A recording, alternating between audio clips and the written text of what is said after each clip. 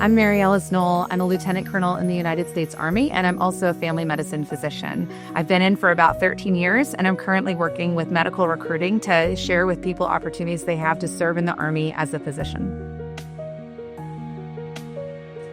The Army has a lot of different ways that you can enter into Army medicine and serve. One of those ways is through residency, or while you're serving in residency. So people who don't take advantage of the Health Professions Scholarship Program or the Medical School Stipend Program for the reserves also have some options when they're in residency. So once a student is now a resident and they're in their PG-1 1 year or their intern year, they are eligible for competing for either the STRAP or the FAP programs. The differences between those is STRAP is going to be for the Army Reserves. This means that residency can be expensive depending on where you're living. You don't get paid that much during that time, so you can receive a stipend during that time of up to about $3,000 a month. It changes every year and increases a little bit every year, but you'll get that stipend to help you with your living expenses, maybe helping pay off some of that medical school debt.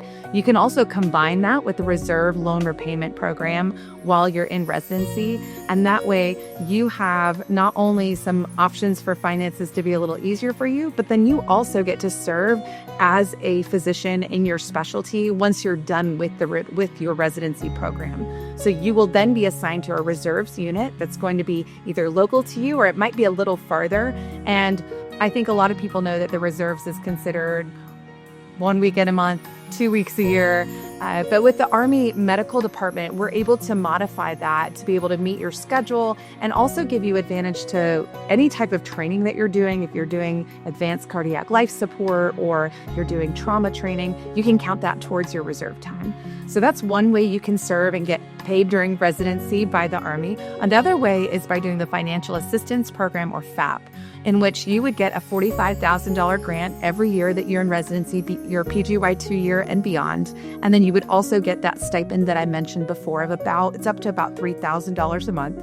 You also then are guaranteed a job right after you finish residency. So you're not having to do a bunch of headhunting and work with the headhunters and figuring out what you're going to do. You will get a job in the Army, working in an Army hospital or clinic in the specialty that you are board certified in. And that is a great opportunity to launch your career. The payback for this is what people always want to know, because there's always money involved if you give the Army time. So for the STRAP program, if you decide to go into the Army Reserves, for every 6 months you take advantage of this program, you owe 1 year. For the FAP program, you will owe an initial 2 years for your first year, and then you'll owe 6 months for every 6 months after that. So if you are a internal medicine resident and you take advantage of the second and third year of residency, you would owe 3 years back to the Army on active duty if you took the FAP program opportunity for you. So that's kind of a brief synopsis of the programs we offer while people are in residency.